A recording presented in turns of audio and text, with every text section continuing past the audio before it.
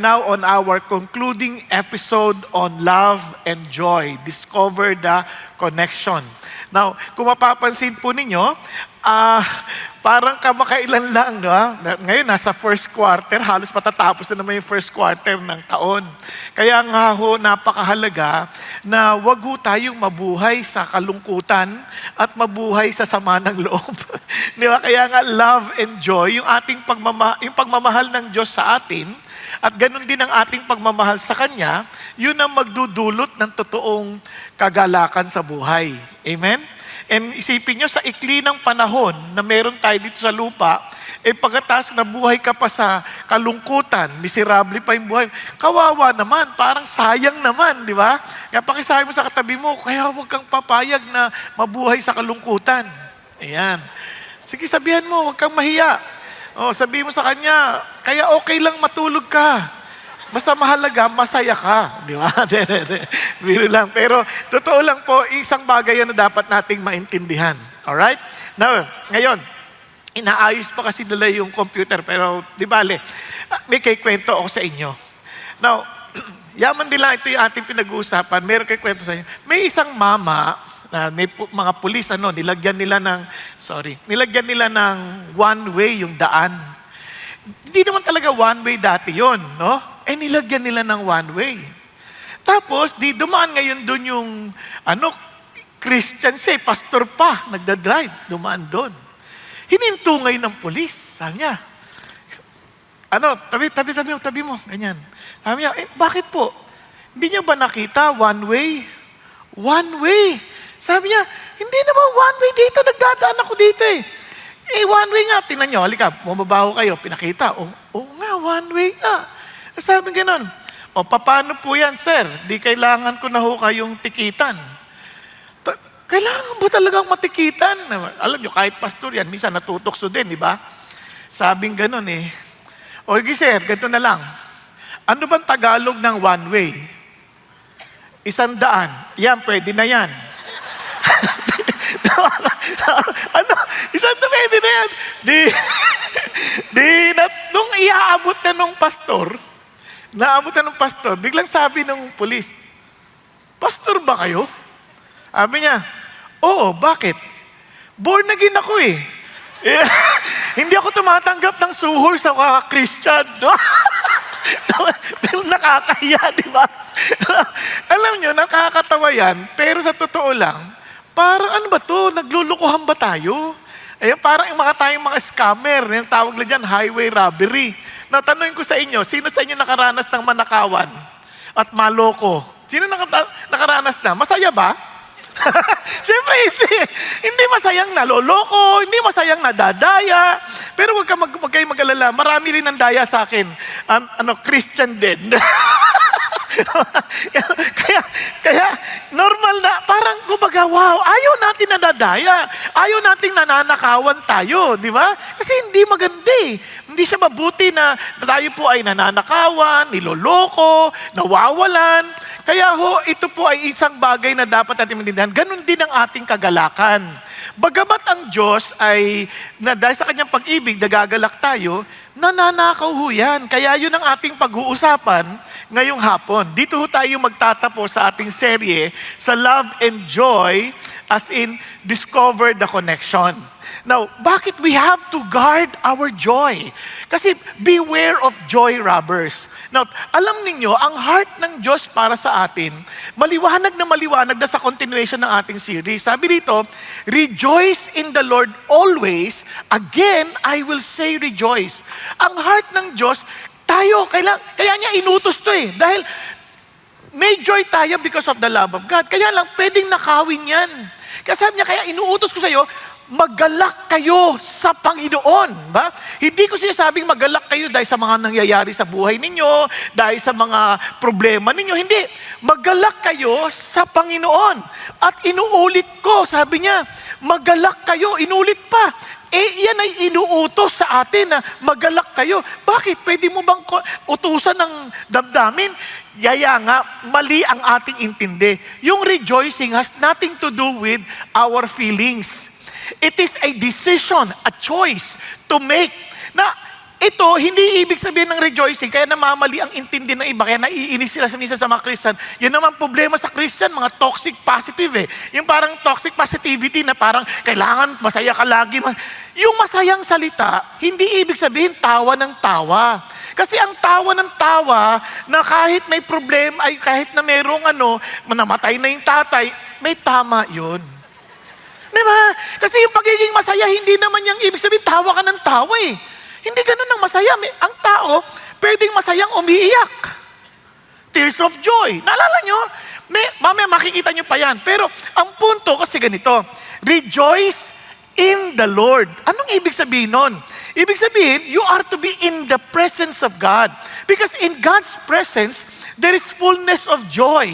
Kumbaga, once you are elevated or uplifted into the very presence of God, imagine niyo, you are now above your circumstances. Kasi alam mo that God is with you eh. Di ba? Biglang umangat ka ngayon sa iyong kalalagayan sa buhay. Now, tingnan ninyo sa application na to. Tingnan, paano nangyayari ito? Nung una pa lang mga preaching si Jesus, sabi niya ganon, blessed are the poor. Alam niyo yung Tagalog dyan? O anong saya ng mga aba sa spirito. Sabi niya, o anong saya sa mga, tingnan nyo, sa mga nagdadalamhati. Ha? Paano masaya nagdadalamhati? O anong saya sa mga mahinahon? O anong saya sa mga nagugutom at nauuhaw? Meron bang ganun? O anong saya sa sa mga maawain? Sabi nga, o anong saya sa mga dalisay ang puso. Now, balikan natin. Ano sinasabi niya dito? Pansinin niyo, laging may four. For theirs is the kingdom of heaven, for there shall be comforted, for they shall inherit the earth, for they will be satisfied. Sabi niya, for they shall receive mercy. Lahat pansinin niyo, pati ito, blessed are the people insult you. Meron ba namang masayang taong iniinsulto at pinipersecute? Sabi niya, ang sinasabi niya ito, for your reward in heaven is great. So ano sinasabi niya? Ang rejoicing na pagpili, meron kang hopeful expectation. Nakuha? Kasi kahit ito nangyayari sa akin, ito ang gagawin ng Diyos. Kaya hindi ka nalulugmok. Nakuha na yung difference? You can choose to rejoice in the Lord kasi naniniwala ako sa pangako ng Diyos. Naniniwala ako sa kakayanan ng aking Diyos. So bakit ako malulugmok? Hindi masamang magdalamhati pag namatayan ka, pero hindi ka tulad na nawalan ng pag-asa. Na parang, bakit mo kami iwan? Ba't wala na kami? Paano ng buhay namin? Mamamatay na rin ako. Eh di tulak mo, subukan mo. Pag hindi ba't mo ditulak? Di ba? Kasi hindi naman totoo yun eh. Yung rejoicing, parang nalulungkot ako. Pero one thing I know, one day we will see each other again. Kaya si David, namatay yung kanyang anak, bago mamatay, nag-aayuno, nakatarapa pa. So natatakot ngayon yung mga tao, sabihin sa kanya na namatay na. Nung namatay na, anong ginawa ni David? Tumayo, naligo at kumain. Sabi niya, bakit ganun ka? Nung buhay pa hindi ka kumakain, hindi ka numim. Sabi niya, malay mo maawa ang Diyos. Pinapanalangin kong siya, mabuhay pa. Ngayon patay na siya. Maibabalik ko pa ba siya sa akin? Ang sabi niya, paparoon ako sa kanya. O di, mayroon siyang hopeful expectation, one day we will be together again. Nakuha?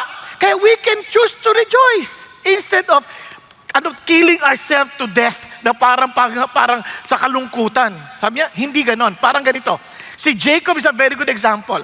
Now, Jacob loved Rachel kasi sabi sa kanya, anong gusto mong sweldo? Sabi niya, I will work 7 years for your younger daughter Rachel. Siya lang mapangasawa ko. Ano sabi ni Jacob? So Jacob served 7 years for Rachel and they seemed to him but what? A few days because of his love for her. Yan ang rejoicing in that. Alam ko niya, rejoicing in that particular kasi mahal ko yan imagine mo, because of my love for Jesus. Now, parang maikli lang lahat ng ginagawa ko. Parang walang pagod na dumating sa akin. Why? Because there is a hopeful expectation. Nakuha? Andyan tayo?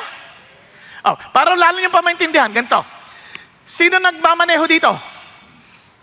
Nagmamaneho? Okay.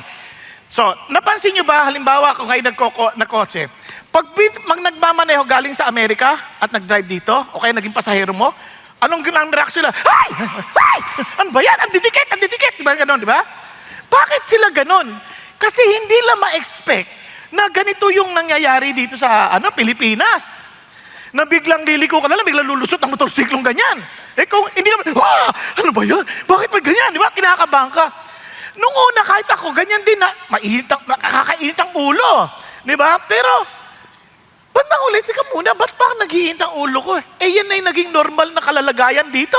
Kuya, expected ko na yan. Kaya, bago ako lumiko, expected ko na baka may lulusot dyan, di ba? Hindi ka na nagugulat, titigil ka na. O, di ba? Hindi yung, tapos pagdidikit, pag nagtatraffic, expected ka na magigit-gitan kayo, ganyan. Pagalingan kayo, di ba? Hindi ka na yung naiinis, nagagalit, natutuwa ka na, sige. Parang challenge na siya ngayon. Kasi meron ka ng expectation, nakuha. Pero kung wala kang ganong expectation, magagalit ka palagi. Kasi nga iniisip mo, hindi dapat ganyan. Kaya ganun din sa atin. Meron tayong problema, that's expected. But in the midst of our problem, I praise God, we can expect that our God is with us. Amen po? Kaya naman, ang blessing pa natin sa Diyos, ang heart ng Diyos, mag-ibasay ang kanyang mga anak. Hindi mo kaya, huwag kang mag-alala. Bibigyan pa kita ng kapangyarihan. Because he who believes in me, sabi ni Jesus, as the scripture said, from his innermost being will flow rivers of living water. But this he spoke of the Spirit, whom those who believe in him were to receive. Bibigyan pa tayo ng banal na Espiritu. Amazing! For the Spirit was not yet given because Jesus was not yet glorified. So when Jesus Christ rose again from the dead and went up to the Father, He gave us His Holy Spirit. Ang problema, hindi natin iniintindi that we have that Holy Spirit in us who can help us to live a life with rivers of flowing with rivers of living water. Tuloy-tuloy.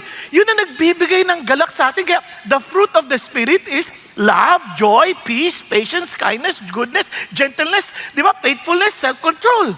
Naku po. Kaya imposible hindi lumabas yan. Kaya lang, pag hindi mo nararanasan yan, ang tanungin mo, baka wala ka kay God. Kasi andyan yung Holy Spirit. Kaya ang mga Christians, tinan nyo, noon sa Acts, and the disciples, look at the words, were continually filled, what? With joy. Again ako nakatikit ito, and with the Holy Spirit. Ang malungkot na reality ngayon, sa totoo lang, marami nagsasabing Christian, but they never understood what it means to be filled with the Spirit of God. Binigay sa atin ng Diyos yan. Yan nga ang distinction ng Christian sa hindi. You may proclaim or profess yourself to be Christian, pero kung walang Holy Spirit sa iyo, you are just having a religion. Kasi yung Holy Spirit, real yan. It's a person at work in every believers or followers of Jesus Christ. Nako, kaya nga inutos yan eh. Be filled with the Spirit. Do not get drunk do not get drunk with wine that leads to dissipation, but be filled with the Spirit. Kaya alam mo, kasi ang Holy Spirit will glorify Jesus. Kaya alam mo, itutulak ka ng Holy Spirit na iluwalhatiin si Jesus Christ. Kaya nga, ulitin natin, rejoice in the Lord always. Again, I will say, rejoice. Kaya ito ay utos. Kaya kaya na natin ito gawin. Pwede natin piliin. Hindi ko pipiliing maglungkot sa lalagay na ito. I can choose to rejoice because the Holy Spirit is with me and the Lord is with me. Di ba ang laking bagay nun? Ngayon, ano ngayon yung mga robbers na yan? So yan ang ating pag-uusapan. So guard your joy. Bantayan natin. Now that is at work in us, now it is now our responsibility to guard the joy that God has given us. Paano? Sabi nito, parang WWC. Huwag niyo kalimutan ha, WWC, Wrestling World Council. Bakit naman ganyan? Kasi, parang si Jacob, nung takot na takot siya, nakipag-wrestling siya di ba? Hanggang sa tumapang na siya, nawala na yung takot niya, go na siya. Haharapin niya si Esau, kasi takot niya, maiisaw siya Now, for us to guard ourselves from joy robbers, kailangan ma-identify natin yung mga robbers na yon. Tama? Kasi mahirap, yun ang pinakamahirap na ma-identify. Ito, nilinaw na ni Paul. Ano-ano yan? WWC. Worry. Sabi mo, worry. Parang apat lang kayo. Ulit, worry. Yeah, wrong thinking. And covetousness. Ayan. So, meron ka ng idea, ito, babantayan ko yung sarili ko dito. Kasi bakit? Tingnan nyo ha. Worry. Pag-usapan natin, worry. Sabi ng Bible, look at this. Be anxious for nothing. Diba? Doon pa lang sa simula, wag natin muna po be anxious for nothing. Parang inabi, wag kayo wag kayo mag-aalala. Yung word na anxious, divided minds. Many minds. Baga, ang dami mong iniisip na parang talagang walang gulong ka na. Yung word naman na worry, kamag-anak ngayon. Kasi, yung worry, yung nasasakal ka na sa dami mo nang iniisip ni hindi mo na alam kung ano gagawin mo. You already lost your control over the situation, kaya sobrang ang worrying, nasasakal ka na.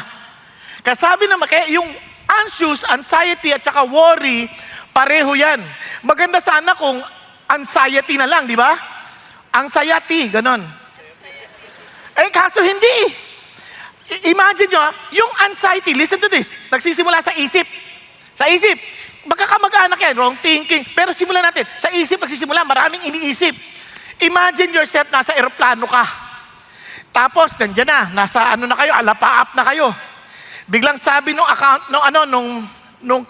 kapitan, nag-announcement sa intercom. Ladies and gentlemen, this is your captain speaking. Welcome to flight number 254. Sabi niya, non-stop from Louisville to Miami. The weather ahead is good, and we expect a smooth and uneventful flight. So just sit back and relax. Yun na, biglang, oh no! Biglang sumigaw na ganon. Ano kayang pakiramdam nyo? Sabi niya, relax lang ho kayo ha, maganda to. Oh no! Lakas pa naman sa intercom. Biglang tumahimik. Kung ikaw, nangyari. Nangyari, biglang sasabayan ng konting konting turbulence na ganyan, 7 minutes, tahimik. Sasabi ng kapitan, I'm sorry for the earlier scare. Well, the flight attendant came to me and gave me a cup of coffee and it poured out on my lap. Sabi niya, nabuhos yung kape sa aking lap. Kaya sabi niya, sana nakita niyo sana yung pantalon ko ngayon. So, just to appease them. Anong sinasabi nun? Minsan yung worry mo, kung ano yung tumakbo sa isip. Tama? And alam niyo, minsan ang isip na yan, salbayan Dumadami yan. Akala mo simple lang, pa, wala na tayong bigas. Bigas. Mamaya biglang parang may bubulang, pati ulam, pati gas, pati pambili, pati si mama, wala na. Dumadami. Anong nangyari? Wala pang katotohanan doon. Nakuha ninyo? Dumadami. Ganun ang nature ng worry.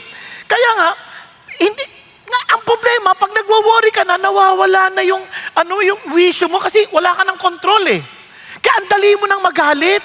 Napansin nyo yung mga nanay at tatay na maiinitin ng ulo? Worried yan. Ngayon, lumapit pa lang gano'n. Pa, ano yan? Baon na naman!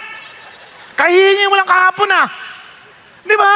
Kahapon po, wala naman di kayo inabot Parang, kasi ang dami iniisip, ang dali magalit. Kaya surprisingly, bago siya sabing be anxious for nothing, ang unang talata na sinabi niya, let your gentle spirit be known to all men. The Lord is near. Tama? No, halimbawa, naalala ko yung, nakayento ko na sa inyo, pero birthday. Nagluluto. Inimbitahan ako. Itong yung birthday, nakasigaw na nasigaw. Sinabi ko, patayin mo yung kana yung mga bisita, tutong yung kakain natin. Sinabi ko, galit na galit, sumisigaw. Tingnan ninyo biglang, eto na ako. Naririnig ko lahat yung sigaw na yan. Medyo malaki rin yung bahay Biglang sabi nung ma'am, andyan na si pastor. Hindi ba sabi ko sa inyo? Antayan ninyo. Tapos, ay pastor, kamusta kaya? Sandali lang, pastor Sabi ko sa inyo, yung pagkain niya. Ano pansin nyo? Yung word na yun, the Lord is near, kasama mo si God Kaya ka naiinit ang ulo, nakalimutan mo may kasama kasi God Akala mo solo mo lang ang buhay. Kaya parang wala kang kasamang pumasan. Kaya nagkagalit ka, naiinit ang ulo mo. Buti sana kung ganun lang. Kaya nawawala yung saya natin kapag tayo ay anxious. Hindi lang yun. Hindi lang gentle. Tingnan nyo yung turo naman ni Jesus. Sabi ganon, for this reason I say to you, do not be worried about your life as to what you will eat, what you will drink, or not your body as to what you will put on in life more than food. Tingnan nyo dito. Look at the birds of the air. Marami sa atin, worried na hindi na natin napapansin yung mga ibon sa kalawakan, na hindi na natin naiisip, Lord, itong mga ibon na to, buhay pa rin, Ilang beses ko na ito tinirador, Parang, pag-isipan niyo mabuti, hindi sila nauubo. Parang, ilagay niyo sa isip niyo. Minsan, sa sobrang worry natin, hindi na natin na-appreciate ang mga creation ng Diyos. Sa sobrang worry natin, hindi na natin ma-appreciate ang mga tao sa paligid natin. Kasi sabi ng Lord, look at the birds of the air. Hindi naman sila nagtatanim, hindi sila nag-aani, hindi sila nag-iipon. Pinapakain ko sila. Kaya minsan, kaya ang problema natin, kaya tayo worried. Kasi, hindi natin ginagawa yung ating responsibilidad. Kaya nating magtanim. Kaya nating mag-ipon. Kaya nating, mag-ani. Gawin natin, dapat natin gawin. Ano bang wino-worry ng tao? Pera? O bakit ka walang pera? Gastos ka ng gastos Sabi na mag-ipon ka din. Ano problema? Bakit wala ka na naman pera? Hindi ka nagtatrabaho. Alam nga naman dumating lang yung pera na hindi ka nagtrabaho. Di ba? Iba naman, mga estudyante, ba't ka nagwo-worry? May exam kami. Hindi ka nag-aaral. Kung nag-aaral ka, magwo-worry ka ba? Hindi. Yung iba kasi, kaya nagwo-worry, nag-aaral habang exam. Hindi pwede yun. Habang exam, nag-group study pa. Ano sagot? Ano ka ba? Magwo-worry ka talaga niyan kung papasa ka o hindi. Nakuha din nyo? Sa report, sa opisina, nagwo-worry. Hindi mo tinrabaho Talagang, ibiruin mo ba namang nanood ka ng K-drama? Ngayon, drama-drama ka ngayon, hindi ko alam gagawin ko. Kasi if we don't do our responsibility, for sure we will worry. Kaya sabi ng Lord, teka muna. Di ba, hindi ko ba sinasabi sa inyo na talaga, siyempre, sagot nyo lahat yan. Hindi ganon. Ito pang karugtong niya. Tingnan nyo. And why are you worried about clothing? Observe how the lilies of the field grow. They do not toil nor do they spin. Sabi niya, yet I say to you that even Solomon in all his glory clothed himself like one of them. Now, tingnan niyo po. Si Solomon, kaya niya yan. Mayaman yan Kayang bumili ng gusto niyang bilhin. Matalino. Pero hindi niya kayang pagandahin ang sarili niya kapareho ng mga lilies in the field. You know what God is saying? Yung responsibilidad mo, gawin mo. Yung hindi mo kaya, andito ako. I'll take care of you.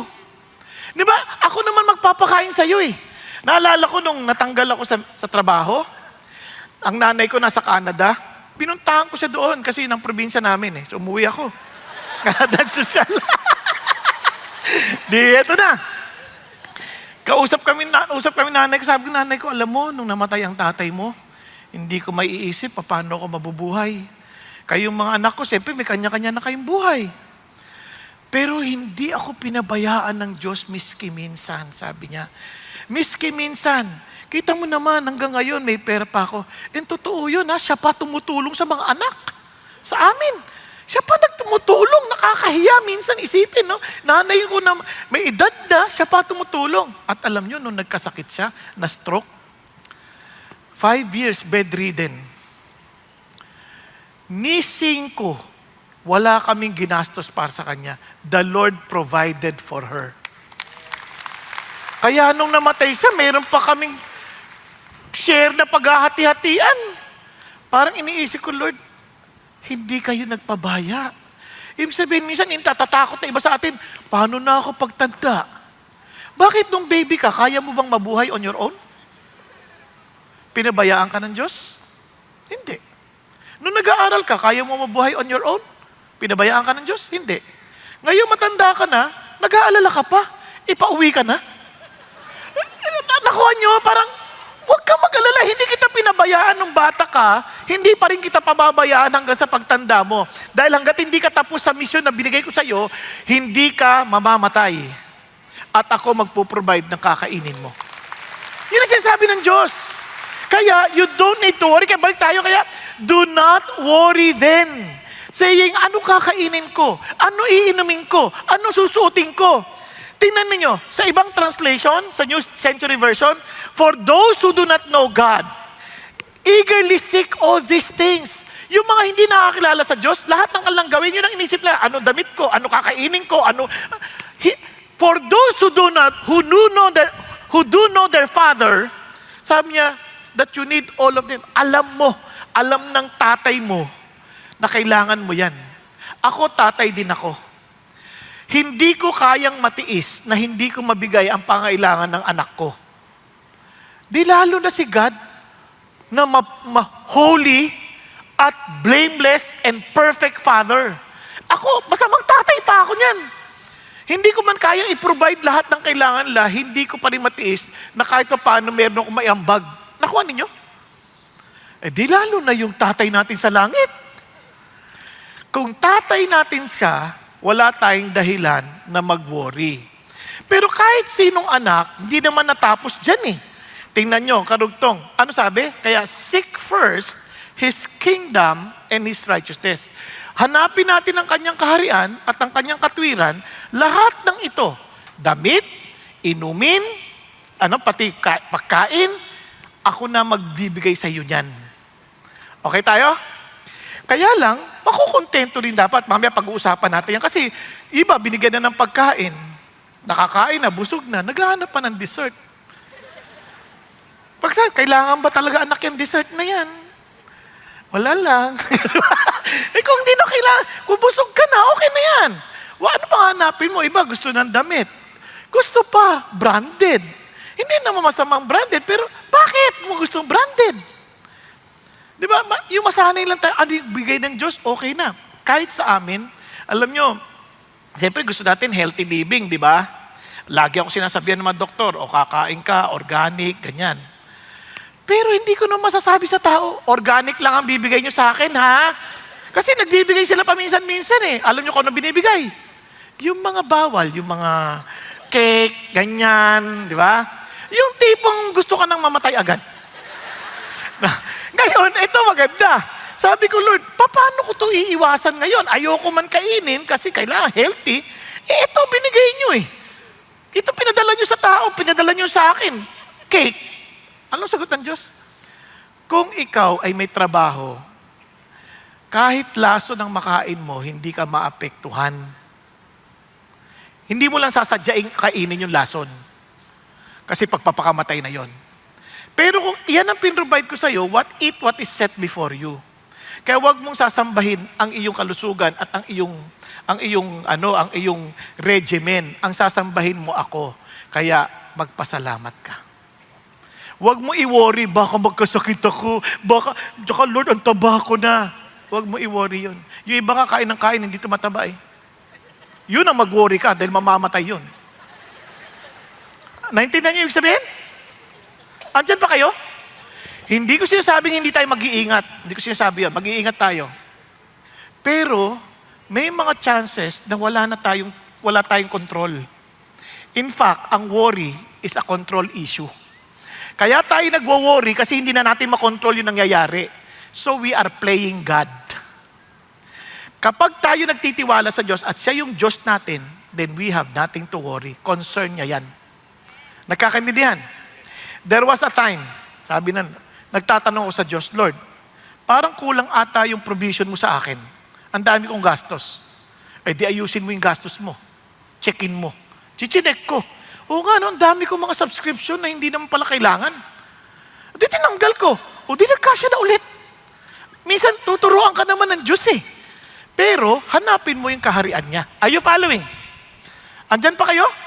Kaya when we are afraid, put your trust in God. In whose word I praise, in God I put my trust, I shall not be afraid. Di ba? Ang sarap. Balik tayo ngayon ulit. Kinipicturean mo pa pala. Hindi, kasi baka mag-worry ka, sabi mo, wala na. Alam mo naman mapagmahal din akong tao eh. No. Kaya kunan mo na agad. Okay na. Now, sabi ng Bible, be anxious for nothing. So ano nang gagawin natin? Upo na lang tayo. Hindi. Everything, lahat, by prayer. Sabi mo, mag-pray mo. Ano ibig sabihin ng prayer? Sabihin mo sa Diyos. Basambahin mo si God. Yun ang word of prayer. Generic yun. Sabihin mo kay Lord, mag-pray ka, tumakbo ka kay God. Tapos supplication. Banggitin mo sa Kanya, specifically, ano problema mo. Sabi mo, Lord, nagwo-worry ako, wala pa akong asawa eh. Di ba?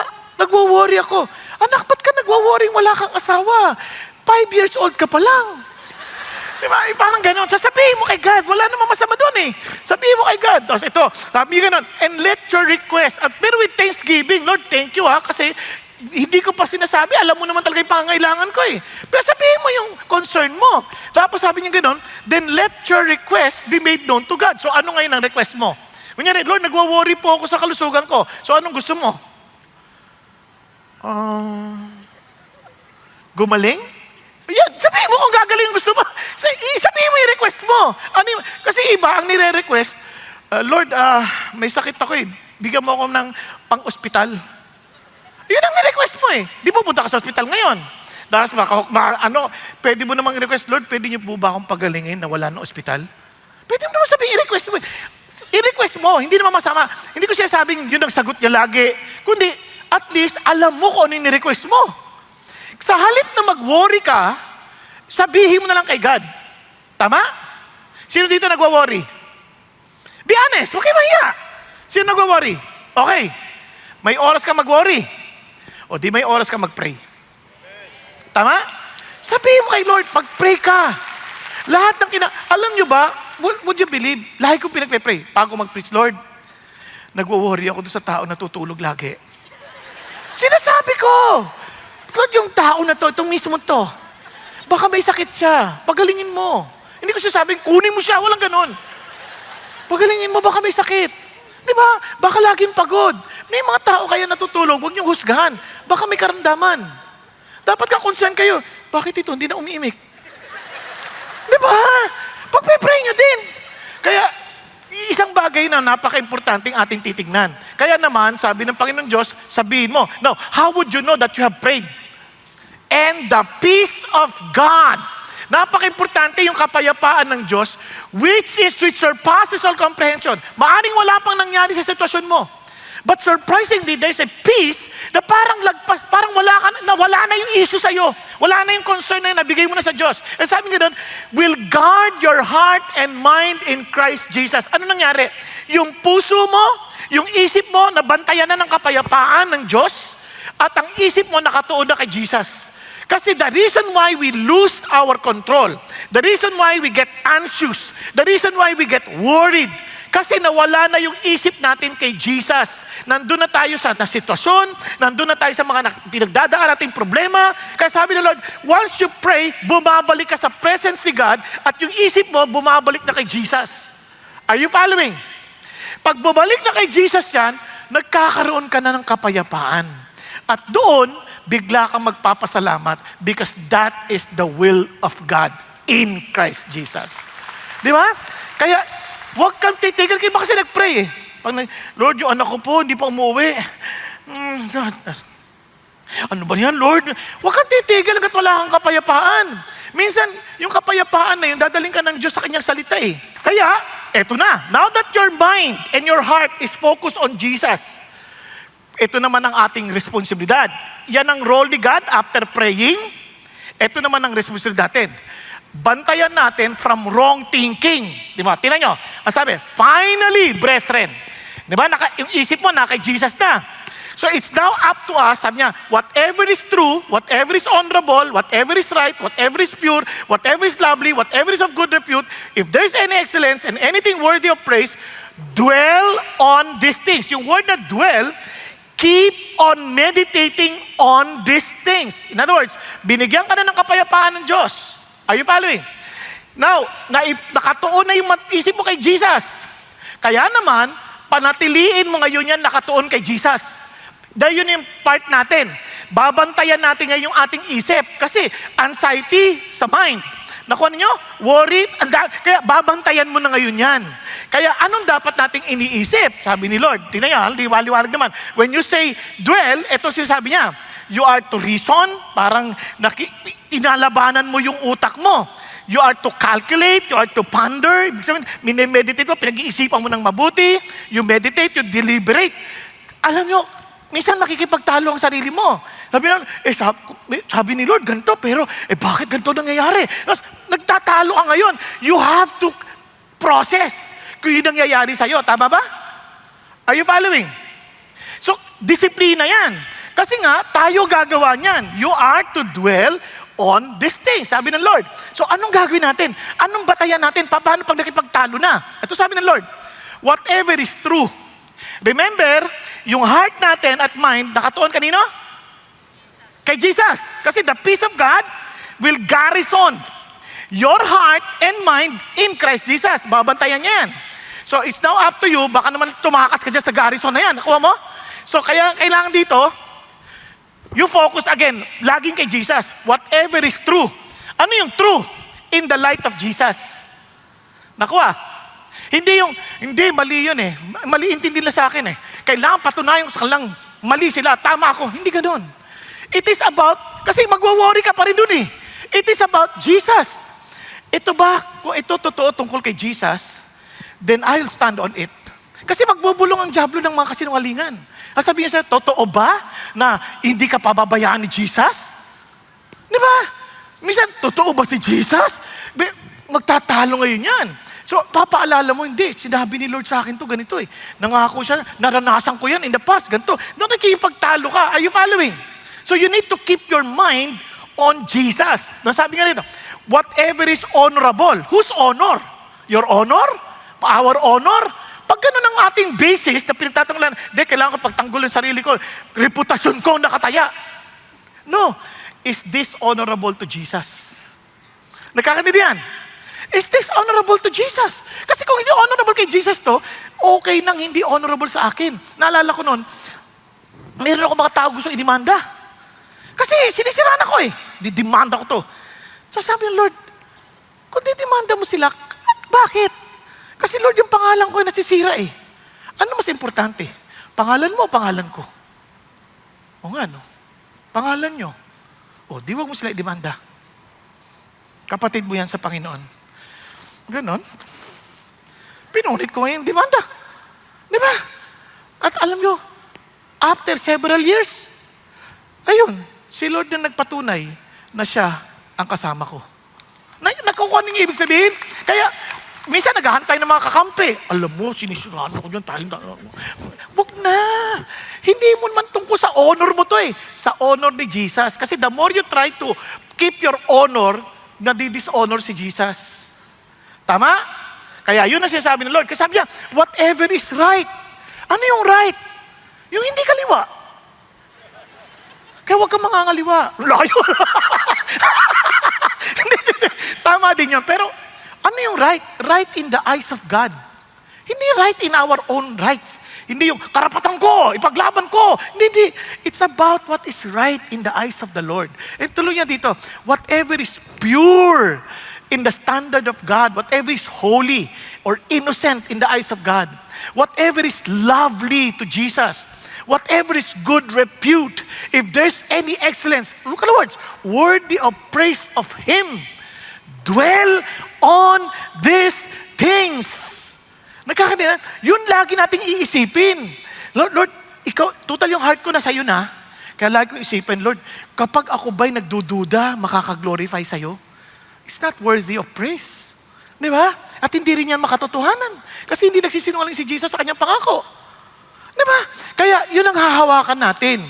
Now, paano natin ma-maintain yan? Ito, this book of the law shall not depart from your mouth. Lagi mo yang pag sinabing hindi mawawala sa iyong mga labi, kasi out of the abundance of the heart, the mouth speaks. So, mandaling salita, pinupuno mo yung puso mo ng salita ng Diyos. At bukod lang, sabi niya, you shall meditate on it day and night. Lagi mong pinag-iisipan. Yung word na meditate, para yan yung pagkain ng baka. Yung dinidescribe yung pagkain ng baka. Nakakita na kayo ng kumakain ng baka? Sa mga hindi pa, parang ganito yan. Napansin yung baka, pag napunta kayo, nguya ng nguya yan. Kahit wala nang kinakain, nguya pa rin na nguya. Kasi ang style nila, pag nguya, lulunukin ng konti. Tapos ilalabas ulit. Ngunguyain na naman. Ang asim na nun, ha? Pero siyempre, hindi sa kanila dahil hindi naman tayo baka eh. Alam nila yon. So, ilulunukin ulit, ngunguyain na naman. Parang sinasabi ng Diyos, every time you read the scripture, pinag-iisip yung mabuti, paano to sa totoong buhay? Paano to sa larangan ng para makilala ko si Jesus? Ano ba yung sinasabi niya tungkol sa Kanya? Talagang pinag-iisipan mo ng mabuti. Mula sa salitang ito, ano sinasabi ni Jesus na dapat kong gawin? Ano ang dapat kong gawin? Naalala ko ganito ni Pastor Peter kanong umaga. Nung may nagsabi sa kanya na mayroon siyang cancer, noon pa, mayroon siyang cancer. Sabi niya, pinroses nila mag-asawa. Kung ako may cancer, mamamatay ako. Kay Lord naman ako pupunta. So, patak ba natakot? Di masaya ako. Tuloy na natin. Biyahe na tayo. Kasi yung pinro-process nila, meaning, kasi yung itong word of God na meron ko eternal life, minemeditate nila, ano yan sa totoong buhay? How does it affect me and in my decision making? Nakuha? Andyan pa tayo? So, yun ang sinasabi dyan. Kasi sabi niya, so that you may be careful to do according to all that is written in it. For then, you will make your way prosperous and you will have what? Success. Yung idea, then He will give you discernment. He will give you wisdom. Nang sa ganun, you will be successful. Amazing, no? Kasi sa dami nating problema, nagwo-worry ka. And as you meditate on the Lord, yung mga actions mo ngayon, tuturuan ka na ngayon. Is it lovely? Is it true? Is it glorifying to Jesus? So hindi ka na kailangan daya, hindi ka na kailangan loko, hindi mo nakagagawa ng bagay na alam mong hindi magiging glorifying sa Diyos. But you keep on meditating on the Word of God. O, sino sa inyo nagbabasa ng Bible? Sino sa inyo natapos yun ang buong Bible? O, ulitin ko, baguhin ko ang tanong. Sino dito hindi nagbabasa ng Bible? Ulit. Sino dito nagbabasa ng Bible? Okay, yung di nagtaas, anong binabasa niyo? Hindi kayo Bible ba to? Hindi ka sigurado eh. Now, yung hindi pa nagbabasa ng Bible, maaaring ang dahilan, hindi pa kayo marunong magbasa, pwede rin yun. Pero ito isang bagay. If you are serious with God, He will teach you what to do. Nakuha? He will teach you what to do. But if you are serious to know what is pleasing to Him and you want to be freed from wrong thinking, meditate on His words. Kaya targeting nyo, matapos yung Bible. Alam nyo, yung iba sa inyo napoprostrate, di ba? Ay, hindi ko na naman natapos ngayon. Sa susunod na lang ulit. Hanggang numbers lang ako. Tuturuan ko kayo. Meron kayong, di ba? Bible parang kalendar. Kung saan kayo natapos, natigil kayo halimbawa, balikan nyo ulit. Matatapos nyo rin yan. Siguro after 10 years, tapos nyo na. No, I'm just kidding, but if you are serious that you really want to know Jesus more, you ask God, Lord, speak to me and reveal yourself to me because I want to know you more. Ito po, hindi sa pagmamalaki, I read the Bible 2.5 times a year with different translations. Nagkakaintindihan tayo. Kaya 3 translations sa isang taon, 2.5 times. And I praise God. Dahil the more I get to know God, the more I get to know Jesus, lalong tumatapang ang aking, yung tapang ng buhay ko at natututo akong magmahal at manatiling nagagalak. Naintindihan? Andyan pa kayo? Di ba? Alam nyo, pag tumatanda ka na, sa totoo lang, nagbabago ng maraming bagay. Pati pabango, puting bulaklak na. Dati, kahit, di ba, may parang paano-ano pa Giorgio Armani, mga ganun, no ba? Ngayon, white flower lang. Pwede na. Pasensya na kayo kasi nahihilo po ako, kaya naglalanghap-langhap ako na, parang ako nanginginig pag hindi din ako. Joke. Pero balik ko tayo dito. So, the point is this. Hindi natapos. Tingnan nyo, kung bakit sabi you need to keep on learning. Hindi natapos. Kasi the things you have learned, you need to keep on learning, receiving and hearing and seeing in me. Look at what the word. Practice these things. Kasi hanggat hindi mo pinapractice yung word, yung minemeditate mo, hindi mo pa yan alam. Di ba kasi sa atin, sa ating education, parang Greek way of education tayo. Pag na-graduate ka na, alam mo na yan. Sa Hebrew way of education, hanggat hindi mo ginagawa, hindi mo pa alam. Kaya sila, OJT talaga sila. Kunyari, ang daming graduate na accounting. Mapapasa pa sa board exam. Pero pagdating na sa actual na trabaho, hindi alam ginagawa. Sa totoo lang.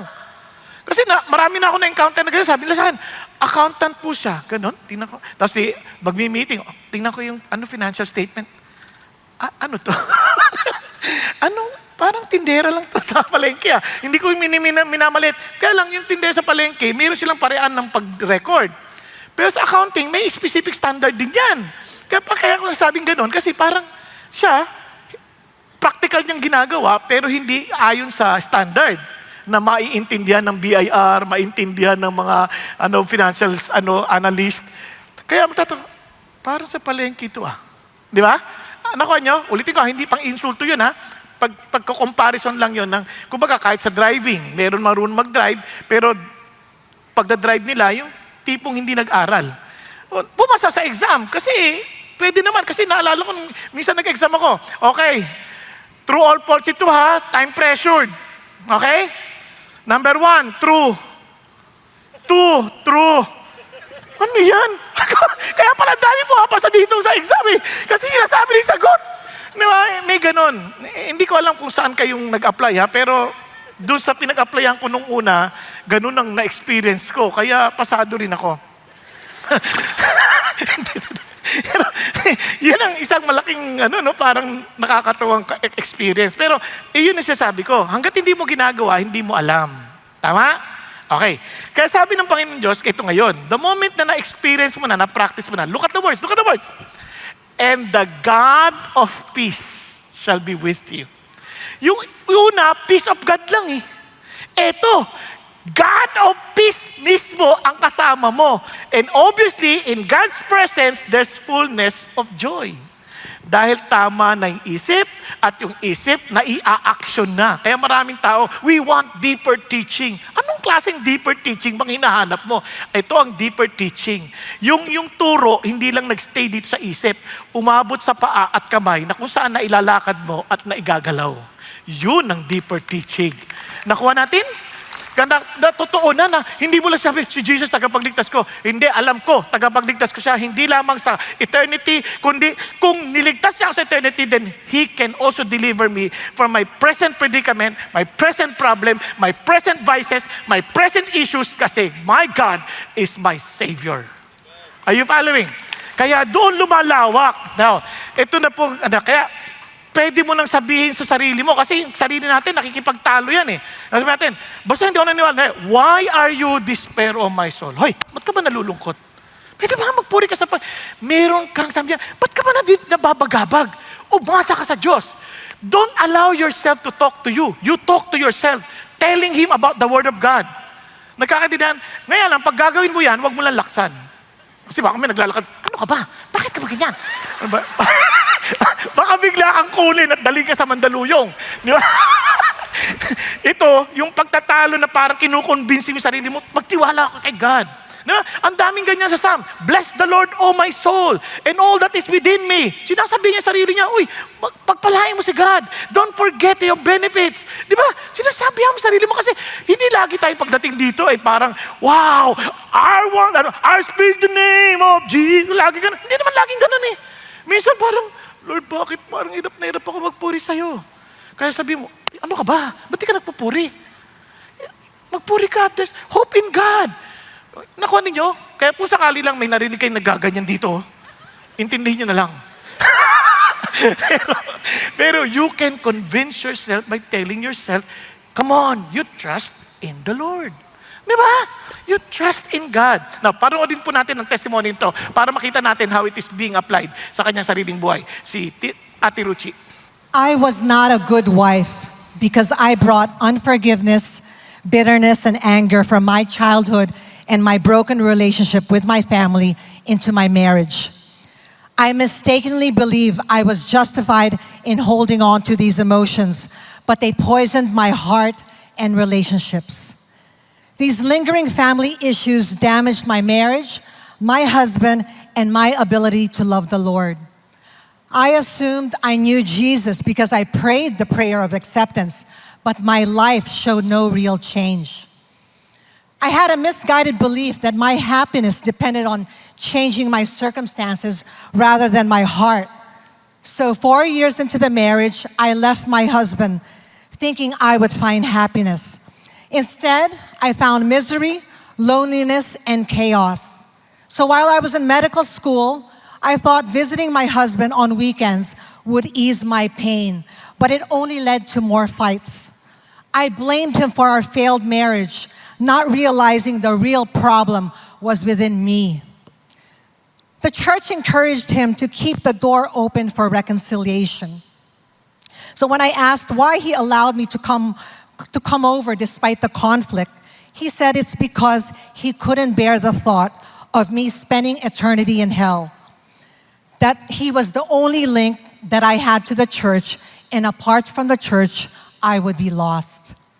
So after 4 years, I returned to my husband, not out of love, but out of fear of God, knowing that God hates divorce.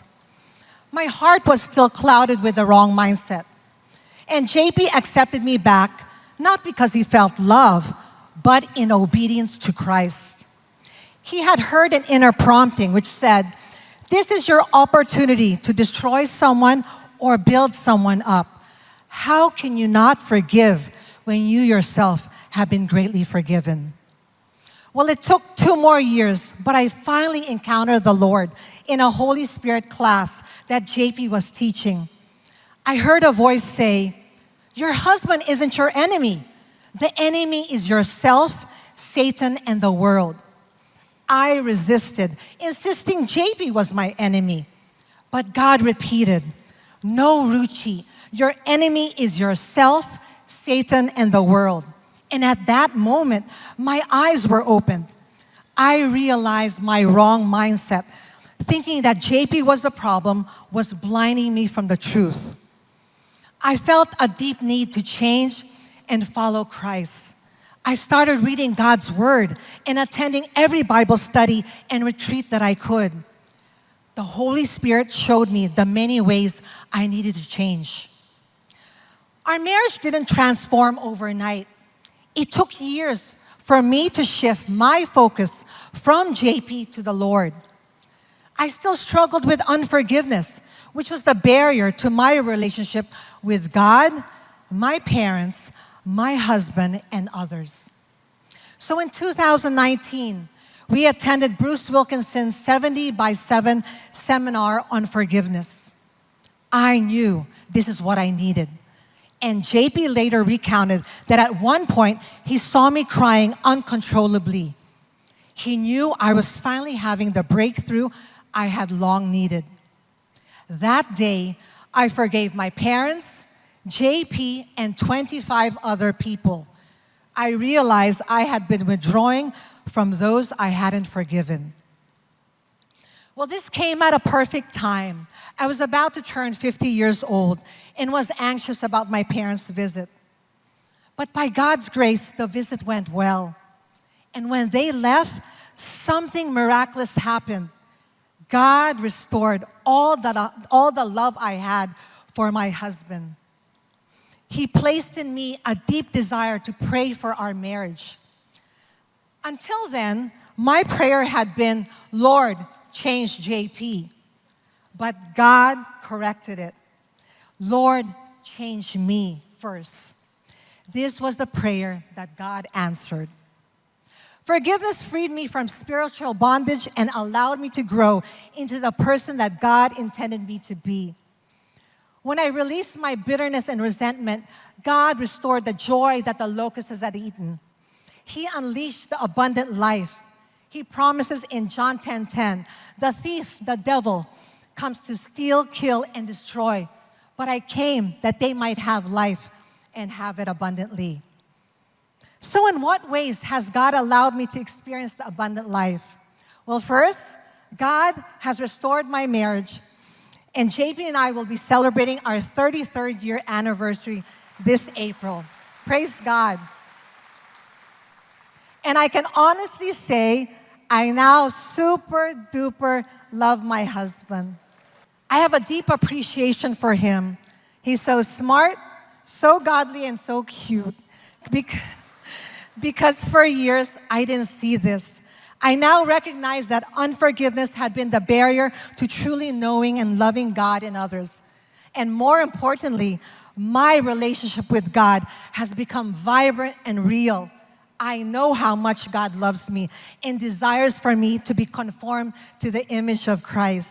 God speaks to me, He convicts me, He encourages me, leads me, and gives me wisdom.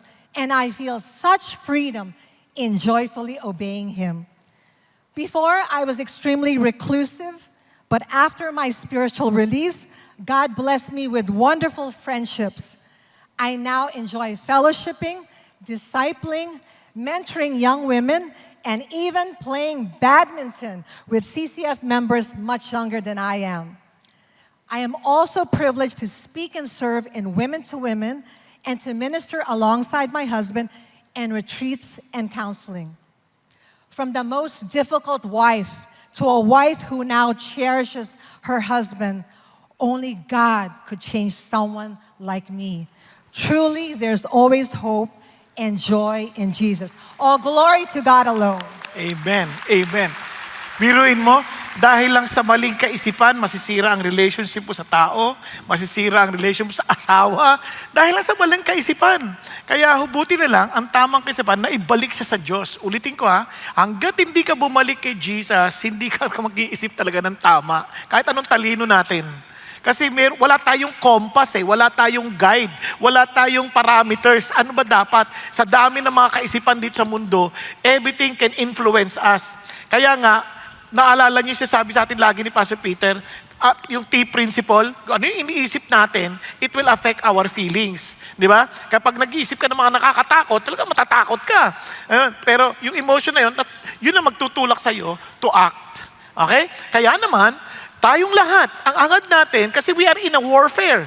Kailangan, sabi niya, we walk in the flesh, we do not war according to the flesh. For the weapons, yung ating pong armas for our warfare are not of the flesh, but divinely powerful for the destruction of fortresses. Sabi niya, we are destroying what? Speculations, yung mga maling kaisipan. And every lofty things raised against the knowledge of God. And we are taking every thought captive to the obedience of Christ. Yun ang ating hangad. Yun ang ating gagawin sa ating mga sarili. Hindi ka pwede, hindi totoo yan. Kasi hindi yan align kay Jesus. Nagkakaintindihan tayo? Kaya naman, ito po, ngayon alam na natin, mayroong worry, may wrong thinking, mayroon din yung pangatlo, covetousness. Ito napaka-crucial nito. Tingnan nyo sabi ni Paul, I rejoice greatly in the Lord that at last you renewed your concern for me. Indeed, you were concerned but you had no opportunity to show it. Siguro, sa karanasan ni Paul, yung nagsusupport kasi itong mga taga Philippi sa kanya. Ngayon, sabi niya, parang natigil for a while kasi siyempre nakulong din. Ngayon sabi niya, pero nagpapasalamat talaga. Nagmasaya ako kay Jesus. Sabi niya, masaya ako sa Panginoon Diyos. Lalo na nung naramdaman kong yung concern niyo ulit. No? Kaya lang, binabantayan niya yung sarili niya, nag-iingat siya kasi yung isip, pwedeng mag-isip ng masama Ano to, nangihingi na naman? Siguro nangihingi ito. Parang ganyan, di ba? Kasi sabi ni Paul, hindi. Just to make it sure. Kasi mga tao, sa mga naririnig dito, nagpipreach akong ganyan. Minsan iba-iba tanggap natin Minsan ang tingnan, na-mersional ito Parang ako tinutukoy nito. Na huwag kang mag-alala, hindi kita kilala. At kung kilala man kita, hindi ka akong iniisip ko. Nakuha ninyo? Parang, kumbaga, minsan may tendency na parang, siguro, pinatatamaan ako nito. Yung mga ganyan ba? Ngayon, ito po, isipin nyo kaya sinasabi ko na si Paul, nung sinusulat niya to, gusto ko maging malinis ang utak nyo. I'm not saying this because I am in need. Nakuha niyo? For I have learned to be content in whatever circumstances I am. Ako, natunan ko ng maging kontento. Ngayon, ano ba yung kontento? Ano ba yung kabaligtaran ng hindi kontento? Yung hindi kontento. Kumbaga, kung ikaw ay kontento, yung kabaligtaran niyan, ito, sabi sa dictionary, covetous, greed, envy, dissatisfaction, restless, discontent, yearning, jealousy, excessive, ambitious, and frustration. Kasi pag hindi tayo naging kontento, nako, sigurado yan, mawawala yung joy natin kasi mafo-frustrate tayo palagi eh. Paraging kulang. Kasi parang meron na naman kailangan. Kaya si God, noong pa man sa Old Testament, inutos na yan. Sabi niya, you shall not covet your neighbor's house. You shall not covet your neighbor's wife, or his male servant, or his female servant, or his ox, or his donkey, or anything that belongs to your neighbor. Sabi niya, wag na wag mong hahangarin. Now, ano bang ibig sabihin ng covet? Kasi, tingnan nyo akala ng tao, madaling intindihin yan eh. Pag kinovet mo yung pag-aari ng kapitbahay mo, kinuha mo, hindi na covet yon, kupet. Di ba? Ngayon, yung asawa, ginusto mo, kinuha mo, katulad ng ginawa ni David, kinovet niya yung asawa ni Uriah, hindi na rin covet yon, kabet. Nakuha? So, ano yung ibig sabihin ng covet? Ito yung covet, ang ibig sabihin nito, parang sobrang pagnanasa mo, to the point, ito na ako mo control sa'yo. Kunyari, meron siya. Kailangan magkaroon din ako ng ganyan. Kahit na, hindi naman yun ang kukunin mo, pero gagawin mo pa rin para makuha mo lang yun, para mayroon ka din. Di ba? Tuloy, yung nagko-control sa'yo, hindi na yung necessity, kundi yung sobrang desire, yung covetousness mo, ang nagko-control sa'yo to do something. Andiyan pa tayo. Kaya, tuloy, hindi tayo nakakapag-isip ng maayos. Kaya nga po, sabi nga ni Pastor Peter kanina umaga, comparison is the death of contentment. Sa tuwing lagi tayo nagko-compare sa iba, ay bakit siya may ganun? Ay bakit siya ganito? Wala na, patay na yung contentment. Kasi hahangarin mo ngayon ano meron yung ibang tao eh. Eh sabi ng Lord, you don't need to. Bakit mo hahangarin? Una sa lahat, iba ka sa Kanya. Iba yung pangailangan mo sa pangailangan niya. Iba yung kakayanan mo sa kakayanan niya. Iba yung responsibilidad na ibinibigay ko sa iyo sa binibigay ko sa Kanya. So hindi mo kailangan i-compare yung sarili mo dahil malaking kahangalan. Sabi nga ng Bible, ang i-compare mo sa sarili mo. Sarili mo sa ibang tao. Kasi wala magkapareho. Kahit ako may anak akong kambal, hindi sila parehas. Tingnan niyo yung katabi niyo. Dapat nga magpasalamat kayo eh, na hindi niyo siya kamukha. Di ba, wag mo na ihambing. Kasi, ibig sabihin, hindi kami mass-produce. Importante kami lahat. Nakuha ninyo? Kapag tayo kumpara, ay talaga hindi tayo makukontento. Kaya sabi ng Bible, for this you know with certainty that no immoral or impure person or covetous man, di ba? Na talagang lahat gusto makamkam. Sabi niya, who is an idolater? Pagsamba rin para sa Diyos-Diyosan yun? Yes, of course. Kasi you should have no other God but Him. In other words, only God can satisfy us. Every human being has a God-shaped vacuum inside. Na hindi, minsan akala natin, pag nakuha ko to, sasaya na ako. Pag nakuha ko to, sasaya na ako. Hindi yan mafulfill ng sino man tao o anumang bagay. Kasi it's a God-shaped vacuum. Hindi mag-fit. Ang dami na natin ginawa. Sabi ko, eto, pag napangasawa ko si Alma, nako, masaya na ako. Umalma. Lorna naman. O hindi na naman nakayanan. Si Pe naman. Suplada, ganun lang. Ay, nako, si Maria na lang nga. Si Maria naman. Hindi pa rin ako kontento. Si Mario naman.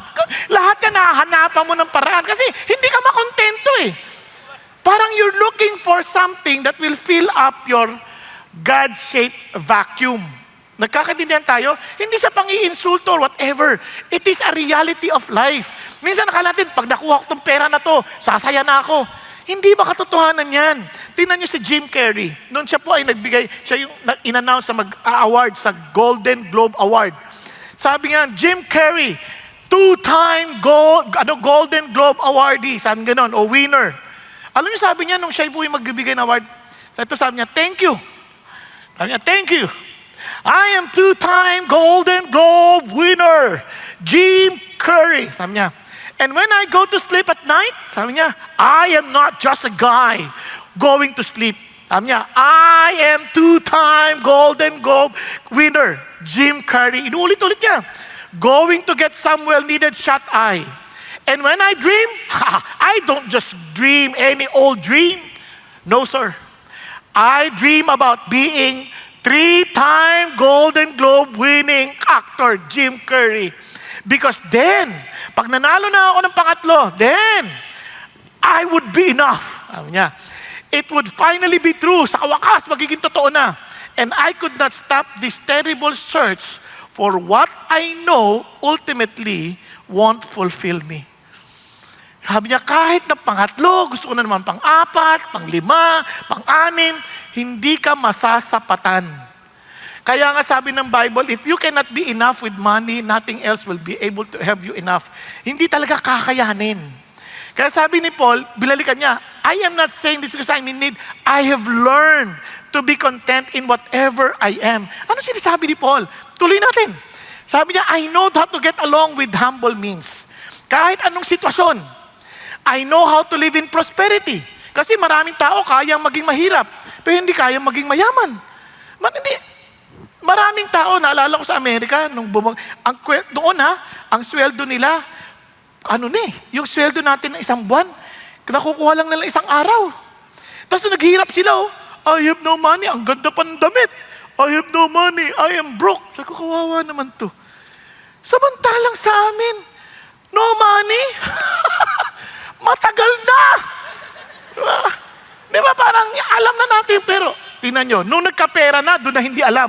Nagkapera na, hindi na alam paano gastusin. Bibili na kung ano-ano, kahit hindi kailangan. Wala na, hindi na alam. Kaya nang bababae na, nang lalalaki na, kung ano-ano na ginagawa. Kasi hindi niya alam eh. Di ba? Ngayon, tuloy tayo. Sabi niya, tingnan nyo ha, in any and every circumstance, look at the words, I have learned the secret. Oh, this is something that you should never forget. Yung contentment, yung maiwas ka sa covetousness, hindi yan obvious sa lahat. It is a secret that you should know and learn. Okay, paano ka naging kontento? Secret. Di ba? Ibig sabihin, kailangan alamin mo talaga yung sasadyain mong alamin. Sasadyain mong matutunan. Kasi secret nga eh. Hindi yan madali. Of being filled and going hungry, both of having abundance and suffering need. Paano? Ano yung sikreto, Paul? Hindi na, sirit na.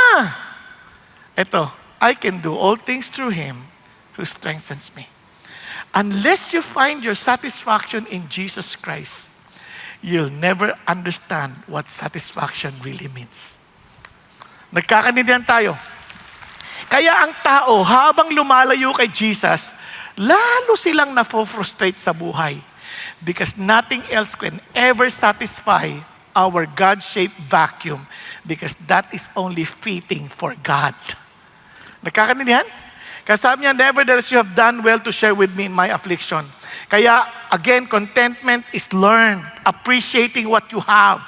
Being grateful and thankful, independent of circumstances, centered on Christ. It is not automatic. Hindi yan automatic. It's focusing on what you don't have. Kasi pagka hindi ka kontento, nag-focus ka sa wala ka eh. Sa halip na mag-focus ka sa meron ka. Laziness, complacency, grumbling, natamad, and having all you want and focus on self. Laging ano sasabihin na sa akin. We are hungry for yung ating mga comments ng ibang tao. Alam niyo ba, ang greed, hindi lang naman yan sa pera. Minsan, uhaw din tayo sa pansin. Kaya nga may KSP. Tama? Minsan, hindi ako pinansin nito. Minsan nga binati, nakaganyan, hoy, kamusta ka na? Tapos dire-diretso lang. Hindi ako pinansin. Ang yabang nun ah. Hindi niya alam na nabahin siya, tulo-tulo na yung sipon. Kaya nagmamadali. Naghahanap ng tissue. Hindi ka na naawa sa tao na yun. Hahanapin mo yung pampansin. Alam ka naman sabi niya, hi! Pag-isipan niya mabuti. Di ba? Kaya nga, nakafocus sa sarili. Minsan, alam niyo ba, ang dami ko nang napipigilang mga sinasabi sa preaching, alang-alang lang sa iba. Kasi uhaw sila sa pansin. Naulit tayo. Kaya sabi ng Bible, tingnan nyo, kung si Jesus ang sekreto, then make sure that your character is free from the love of money. Being content with what you have. Why? For He Himself said, I will never leave you. I will never desert you. Or I will never forsake you. Kung si Jesus, huwag kang matakot. Hindi kita pababayaan. Hindi kita iiwan. Nakuha ninyo? Ang sarap. Sa buhay, kung sino yung kasama mo, yun ang nagbibigay ng tapang sa'yo. Kaya ito naman si Paul, sabi niya, kaya alam nyo yan, wala naman tumulong sa akin kundi kayo. Kahit nung panahon na yun, ganun pa man, itong pinapaalala ko sa akin kung bakit ako kontento. Hindi naman nyo binigay yan sa akin, kundi sa Diyos. Kaya it seeks for the profit which increases to your account. If ever tinulungan nyo ako, sabi ni Paul, kung ako lang si Paul, di naman nyo ako tutulungan eh. Pero dahil ako ay lingkod ng Diyos, tinulungan ninyo ako. Tama ba? Kaya hindi ko rin pwedeng sabihin, tumulong kayo sa akin ha. Hindi, si God lang ang nagbigay sa kanila ng ganong burden dahil sa kanilang pagmamahal kay Jesus. Hindi dahil sa pagmamahal na kay Paul. Naintindihan po? Kaya sabi ni Paul, hindi yan para sa akin kasi para ito natututunan ninyo na yung ginagawa natin is to be a blessing to people. Kaya sabi niya ganoon, remember the words of the Lord Jesus, that it is more blessed to give than to receive. Kaya nga sabi rin ni Lord, yung gumawa sa'yo, yung tumulong sa'yo, nag-welcome sa'yo, dahil sa pangalan ko, i-reward ko yan. Nakuha ninyo? Kaya sabi ni Paul, binalikan natin kay Paul, sabi niya, kaya yung binibigay ninyo, kung ako sakaling tinulong sa akin, aalagaan ko din yan. Kaya kontento ako, masaya ako dapat, hindi ako nagre-reklamo. Bakit? Kasi in-offer nyo yan kay God. A fragrant aroma, an acceptable sacrifice, well-pleasing to God. Worship nyo kay God yan eh. And at the same time, I'm also telling you, yung binigay ninyo, huwag nyo sabihin, nagbigay ako dyan. Kaya oy, bakit wala akong parking? Ako pa naman nagtatiles dito. Hindi, kay Lord mo binigay yan. Hindi mo binigay yan parang advance payment ng parking. Dahil libre yung parking. Tama ba? Hindi, marami ako naranasang ganyang mga salita na narinig talagang galit na galit pa na bakit walang parking, ang gulo-gulo dito, tatayos naman ako dito. Di ba? May mga ganun tipo. Bakit hindi ako pwedeng umupo dito? May nakalagay na reserve. Nagtatayos ako dito. Hindi yan binigay para lang sa upuan mo. Makontento tayo sa Diyos, binigay yan, binigay natin sa Diyos. Nakuha? Kasi hanggat hindi natin nakikitang kay God yan, hindi tayo makakontento. Eto na ba ang gandang pangako ng Lord? Kapag naintindihan natin ito, itong pangako ng Diyos, hindi para sa lahat to.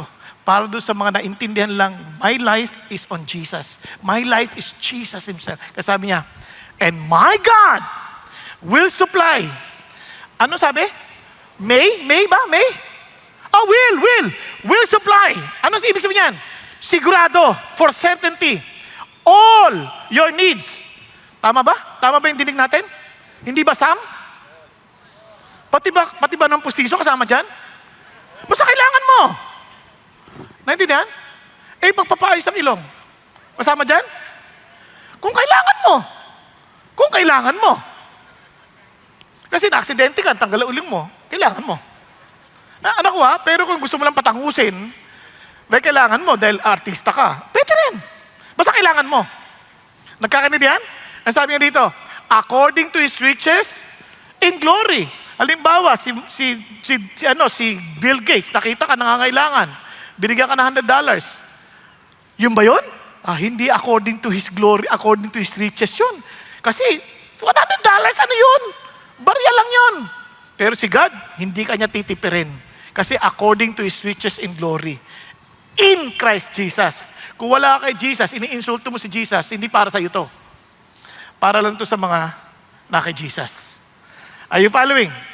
Now to God the Father, sabi niya, be the glory forever and ever. Amen. Hallelujah. Kaya before we end, pasensya na kayo, manood tayo ng isang pang testimony na it captures everything that we've talked about. Okay, ito po si Leonardo. 10 to 15 years ago, I noticed that I was slowly losing my eyesight. In our family, this is genetically inherited. So I thought to myself, it is best to prepare my family, myself, my children, my wife, for what is soon to come. So my two boys, I trained them how to take care of our pigs, since we also have a small backyard farm. And I taught them how to do the kapun of the piglets. I also taught them what medicines to inject when they get sick. So, and my daughters, I encourage them to learn how to manage the kitchen, how to cook. And my two boys even know how to cook the lechon. I prepare them for that, so that when the time comes, they will be ready to face it together with me. I also taught them how to drive, even at a very early age, without license. They already learned how to drive the motorcycle and the car, and my eldest daughter. And my wife also learned how to drive. It was all for that preparation. And as the years passed, finally it came. I was not able to drive anymore. And my worries really started to sink in. My capabilities were slowly developed into insomnia, my worries. I was not sleeping. My best sleep was only for 2 hours a day for 2 years. And that was not yet the worst of it. When the time came that I cannot read and write anymore, since I was a teacher, so worry really started to sink in even more. My insomnia was now developed into a deep depression. So I was always angry, and of course, the one closest to the heat will be the first one to get burned. So that was my wife. She received most of the anger that I was expressing out from my frustrations. And still, that was not the worst of it. After some time, I started to hear voices in my head telling me to commit suicide since I was no longer useful and I have no purpose. No. But these voices inside my head was different from any voice because it would argue with me. I fought against it since I was a former seminarian. I did my best to pray all the prayers, memorized prayers that I learned. It was, to my surprise, that the voice would just laugh at me and would tell me, am I supposed to be afraid of that? So it was really very strange and very difficult for me since I really believed in what I was taught. I really had all my faith that it would really drive away all the demons that would disturb me. So it was just laughing at me. It was with me all the time to torment me every time I get frustrated. So as with many other nights, this time I thought to myself while crying, I did not pray my memorized prayers anymore. I said to God, Lord, my only hope will be to read your words in the Bible. But this won't be possible anymore since I cannot see. And if you will not help me, I might reconsider what this voice has been telling me for the longest time. So I prayed hard, I cried myself to sleep, not knowing whether God would help me or not. So the next morning, when I woke up, I asked my wife, Langga, maybe you can look for something in YouTube that would help me listen and hear something from the Bible. So she did. She looked for something or anything that she would be able to open. Accidentally, she opened CCF. We didn't know CCF back then. But I noticed that I've heard this Chinese guy in broadcast radio talking about Chinese characters, how it is connected to the Bible. So I listened. Then I noticed that these voices that was tormenting me was no longer there. So I was a little bit happy. But the reality is, I was still very depressed. I was still very worried for my wife, especially, since I will not be able to work anymore. For my children who will be entering college, 5 of them, pretty soon at that time. As always, CCF will always encourage us to join the group. I thought to myself, maybe it would be good to join the group since they can hopefully help us pray for our situation. When we joined the D group, my first D group leader, Brother Fred and Sis Myla, they introduced me to the Bible app since I told them that I wanted to have a Bible but I cannot read. So they gave me the Bible app wherein I can listen to it. One day while I was listening to the Bible, I have came across Joshua chapter 1, but this time it was different. So Joshua chapter 1 says na Joshua son of Nun, my servant Moses is dead. Go and lead my people to the promised land. But there was this little voice coming into my head that told me, you change the name Joshua with your name and Israel with your family. I listened to it again and in my mind, change the name Joshua and your family with my name. And so it read, Junard, son of Leonardo, your previous life is dead. Go and lead your family to the promised land. As I was with my servants, as I am with my servants, so I'll be with you. Be strong and courageous. I will never leave you nor forsake you. Meditate on my word day and night. Turn neither to the left nor to the right. Only be strong and courageous. Have I not commanded you? Don't be afraid nor be discouraged. For I, the Lord your God, will be with you everywhere you go. These words, these promises of God, took away my depression. It gave me purpose, gave me meaning. I can be useful. I am not useless. I can be used by God. So please allow me to boast a little this time. Since it is said na if we are to boast, we have to boast on the goodness of God. So because of that, my family, every night after dinner, we would read the Bible. We are now on the 7th year doing this. We read the Bible and I would give a little sharing about what we are reading. And just lately, around 1.5 years, I am with a friend, a local pastor in our place. It is a different story by itself, no, because it was impressed to us by God that we would go and share the gospel to people in our place who are very old, bedridden, and to the sick. And we've been doing this for a year and a half, like I said. And we were part of the welcome ministry for some time.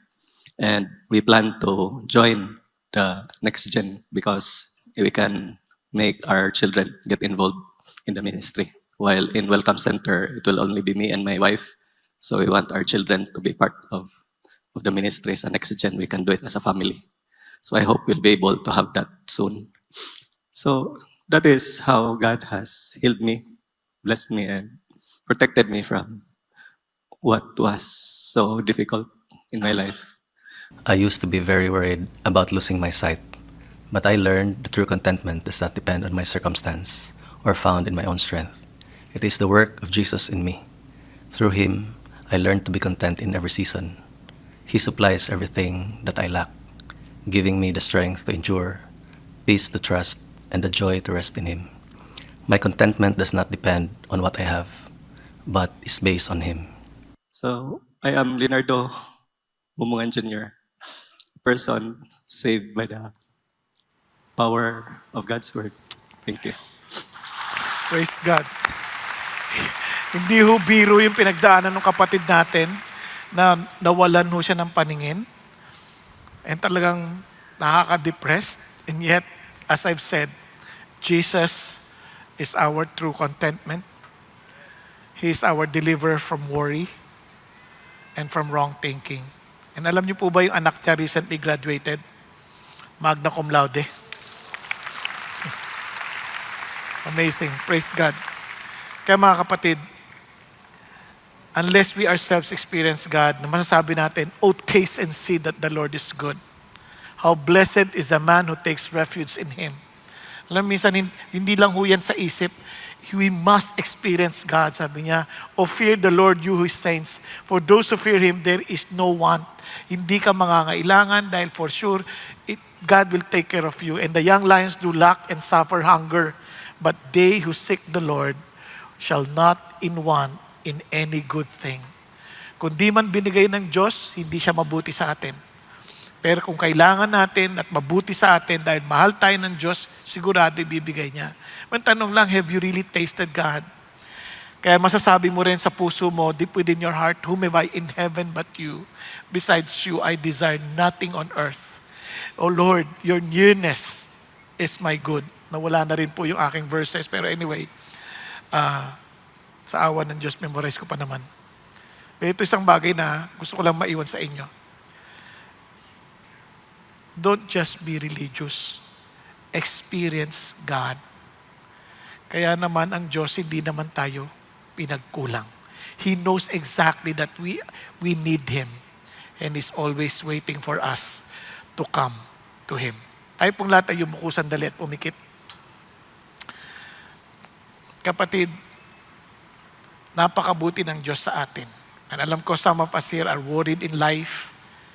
And sometimes we've been meditating with the wrong things in life instead of focusing our eyes on Jesus. Iba sa atin ay, we've been longing to have something. Iba naghahanap ng asawa. Hindi siya masama kung kailangan mo, ibibigay ng Diyos. Pero hindi natin kailangan hanapin. Iba sa atin naghahanap ng maraming pera.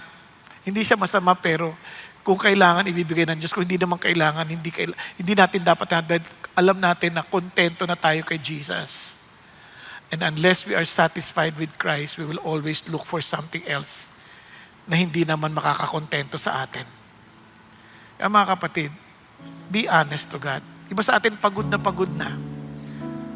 And sabi ng Lord, those who labor and heavily laden, come to me and I will give you rest. Learn from me, for I'm humble and meek. Take my yoke upon you. For my yoke is easy and my burden is light. Kapatid, be honest to God. Kung talagang sabi mo, Lord, pagod na rin po talaga ako. Trying my best to fix all my issues, my problems with my own strength and wisdom. But I need to come to you. Kapatid ko, ikaw yung kinakausap ng Diyos, just raise your hand to God. Well, Lord, ako po yun. Pagod na po. I need you, Jesus. I need you, Lord. Hallelujah. Thank you, Lord. Stop pretending. Be honest to God. Yes. Sige, huwag ko yung mahiya. Even dun sa nasa balcony, sa upper balcony, you come to Jesus and say, Lord Jesus, I come to you. I accept your invitation. Lord, inaamin kong pagod po ako. Inaamin ko po, Panginoon Diyos. Ang dami kong inaalala. Ang dami kong iniisip na hindi tungkol sa iyo, kundi tungkol sa akin. I'm so selfish. And Panginoon Diyos, marami akong hinahangad sa buhay na nakakalimutan ko, ikaw lang ang sagot. Kaya Panginoon Jesus, inaamin ko ang aking kasalanan sa inyo. At tinatanggap kita bilang aking Panginoon at tagapagligtas at maging kasapatan ng buhay ko. Kaya Panginoong Jesus, pagharian niyo po ako.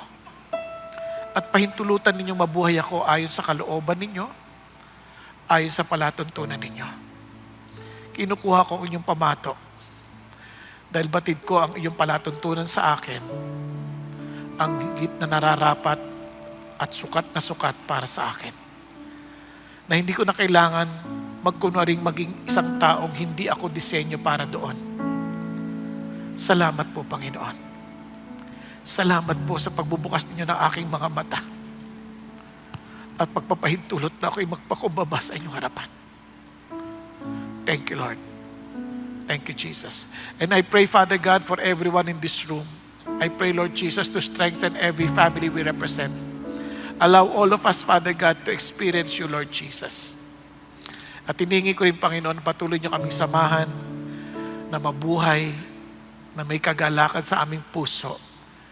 Dahil ito ang ipinag-uutos niyo sa amin.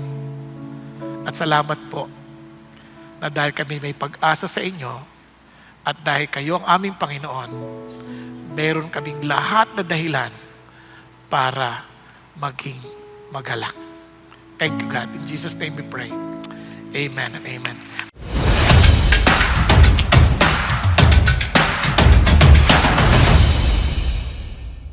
Magandang araw, CCF family. Welcome to Sunday Fast Track, where you ask real-life questions and we give you biblical truths. Ako po si Gia Custodio mula sa Big Singles Ministry at kasama natin ang ating speaker na si Pastor Bong Saking upang sagutin ang inyong mga katanungan. Magandang araw po, Pastor Bong. Salamat po sa inyong mensahe ngayong araw. Kamusta po kayo? Mabuti mo din. Praise God po. Ayan. So, para po sa ating unang katanungan, base sa Philippians 4, verses 11 to 13, ano po ang pwede nating natutunan sa postura ng pagiging kontento ni Apostle Paul ukol sa pagkakaroon at pangangailangan. Si Paul mismo nagsabi niya, I've learned to be content. No? Doon importante na willing ka to learn. At in fact, sabi pa doon, the secret, no? I learned the secret of contentment. Kailangan aminin natin na itong contentment is something na hindi ito normal. Ito ay isang bagay na may lihim. At ang lihim na ito ay nakadikit kay Jesus Christ. Kaya sabi niya, I can do all things through Christ who strengthens me. Kaya naman, kahit anong sitwasyon, hindi na issue yung sitwasyon, kundi kung sino yung kasama mo. Di ba? Kasi kapag kunyari yung bata, kunyari yung isang bata, no? Takot na takot. Pero pag alam niya yung tatay niya, kahit hindi naman niya alam na hindi makaya ng tatay niya lahat ng bagay, kasama niya, nawawalan siya ng takot kung ito yung kanyang pinagkakatiwalaan at inaasahan na alam niyang ito yung nagmamalasakit sa kanya. Ganon din sa Diyos. If God is with us, sabi nga, who can be against us? Di ba? Kaya naman, si Paul, malakas ang loob niya kasi I can do all things through Christ who strengthens me. Amen. Salamat po, Pastor Bong. Para naman po sa ating susunod na katanungan, paano natin maprotektahan ang ating puso sa pagkukumpara ng ating buhay sa mga tao na mukhang meron na ang lahat sa mundong ito? Ayan.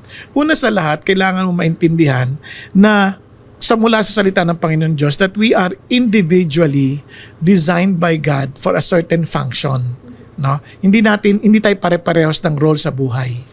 Kaya hindi mo pwedeng ikumpara yung sarili mo sa ibang tao. Pangalawa, yung meditation mo sa Word of God. Minsan, ang name-meditate natin, ano yung meron sa ibang tao? Lalo na ngayon sa social media.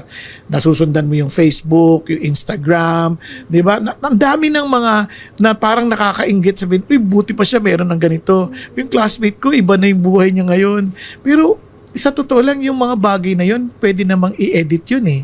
Pwede namang yun ay panlabas lamang ng mga larawan, pero ang totoo lang pinagdadaanan hindi naman lang nasasabi at hindi mo rin malalaman. So sa halip na mag-meditate ka sa mga ganung bagay, i-meditate mo yung Word of God. Kaya sabi ng Bible, this book of the law shall not depart out of your mouth, but you shall meditate on it day and night, that you will be careful to do everything written in it. Then you will be what? Prosperous and have good success. Amen. Ang ganda rin po ng sinabi nyo kanina, no? Kung may time mag-worry, may time po mag-pray. Amen. Para sa atin naman pong huling katanungan, paano po ba natin pwede maranasan muli ang kaligayahan sa Panginoon pagkatapos ng mga pagkakamali o pagkakadapa dahil sa kasalanan? Ayan. Naalala mo, pati yung pakiramdam natin na parang nagkamali na tayo, nagiging worry yan eh, nagiging anxiety yan. And si David nagkamali. Talagang big time. Talagang nangalun niya na siya pa ang pinaka-mastermind ng pagkamatay ng asawa ng babae na hinagad niyang makasama. Anong sinabi niya? Kumbaga sabi ng Bible, pray, then supplication with thanksgiving. Let your requests be made known to God. Kung papansin mo si David, sinabi niya talaga, Lord, restore to me the joy of my salvation. Specifically, ni-request niya yung talagang gusto niya mangyari. Hindi lang siya humingi ng tawad, humingi talaga siya ulit na ibalik mo yung kaligayahan sa akin. And God answered this prayer. Kasi pagdating sa Psalm 32, blessed is the man whose sins has been not counted against him. Di ba? Whose transgression is forgiven. Ang saya-saya niya bigla. So, doon makikita mo, babalik ka ulit sa ugnayan mo sa Diyos at magkaroon kayo ng magandang relasyon ulit. Kasi ang Lord naman, nagpapatawad sa atin, hindi the way we ask for forgiveness, kundi because of Jesus Christ who died and rose again from the dead. Amen. Salamat, Pastor Bong, sa pagsagot sa aming mga katanungan. And para naman po sa mga D-group leaders, tayo na't muli mag-power up. Ito ay 3-part series kung saan matututo tayo kung paano i-handle ang mga mahihirap ngunit mahahalagang pag-uusap. Next week, March 16, si Brother Peter Tanchi Jr. ang magbabahagi sa atin ng mga prinsipyo ukol sa usaping ito. Kita-kits tayo. And that's it for CCF Sunday Fast Track. God bless.